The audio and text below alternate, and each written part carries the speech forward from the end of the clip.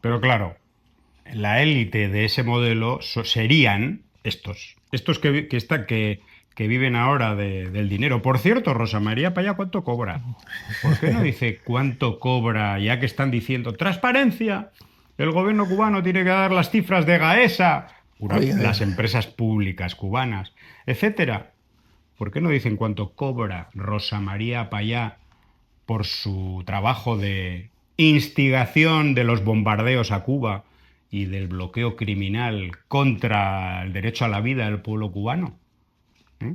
Tendría que decirlo. ¿Cuánto cobra José Daniel Ferrer? ¿Y quién le paga? Bueno, ya sabemos quién le paga. Le paga el gobierno de Estados Unidos. Bueno, le ha estado pagando siempre.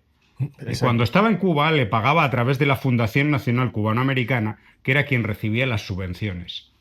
¿Ahora quién te paga, José Daniel Ferrer? Tus seguidores, si realmente lo respetas, deberían saberlo. Rosa María Payá, tus seguidores deberían saberlo. Dice Tere Felipe en Twitter: no hay derecho a que los niños de mi país no puedan ir a escuelas con las condiciones mínimas necesarias. Aclaremos, por falta de combustible. No hay derecho a que lleguen a las aulas vencidos por el sueño porque no pudieron dormir en toda la noche debido al calor insoportable. No hay derecho a que los niños enfermos de cáncer no reciban un tratamiento digno, a que se les robe hasta la esperanza, incluso la vida, o a que los sanciones carguen sobre sus espaldas las consecuencias de los largos y crueles apagones, etcétera, etcétera, etcétera. Bueno, no hay derecho a que mi pueblo sufra como está sufriendo, y menos aún un pueblo tan digno, noble, solidario como el nuestro. Y apunta, no hay ningún derecho a que el pueblo cubano viva un genocidio por el capricho de una mafia de Miami. Mafia de Miami, que ahora está compuesta por estos mercenarios Mm. también. Por supuesto, detrás hay otros mucho más mafiosos, mucho más millonarios, que piensan que van a recuperar lo que un día tuvieron sus familias. Pero bueno, tendrán que pelear mucho para eso. Algunas cifras recogidas por Cuba Debate sobre este genocidio.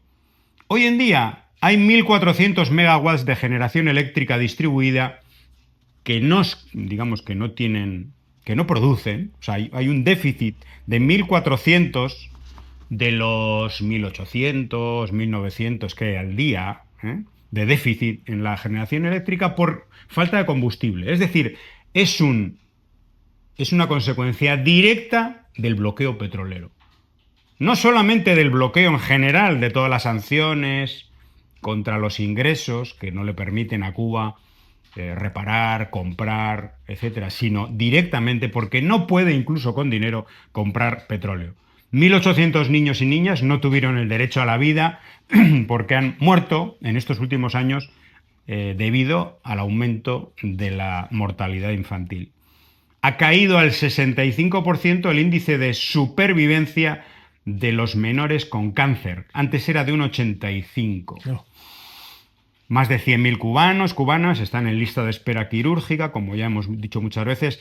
300 medicamentos del cuadro básico de los cerca de 400 no pueden ser producidos por falta de materias primas, consecuencia de las sanciones.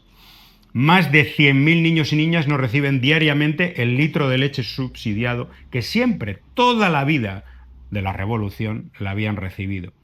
Y hoy en día hay 11.000 toneladas de alimentos del Programa Mundial de Alimentos en los puertos que no pueden ser distribuidos porque no hay gasolina, además de 170 contenedores de UNICEF en Naciones Unidas. Y por supuesto hay contenedores y contenedores de todo el movimiento de solidaridad, porque eso lo sabemos de manera directa, que están siendo retrasados durante meses porque ahora mismo no hay navieras que viajen a Cuba. ¿Por qué? Porque las principales navieras se han retirado del mercado cubano por la pistola en la cabeza de las sanciones del gobierno de Estados Unidos. Pero el bloqueo no existe. No, es de escándalo, es algo escandaloso y realmente condenable en cualquier lugar de este planeta.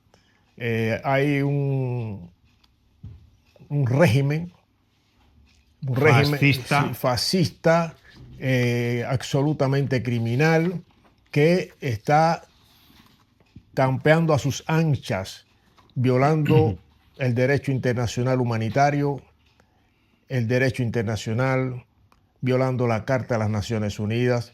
Y uno se pregunta, pero ¿hasta cuándo? ¿Hasta cuándo va a haber esta impunidad o va a tener impunidad el imperialismo de los Estados Unidos?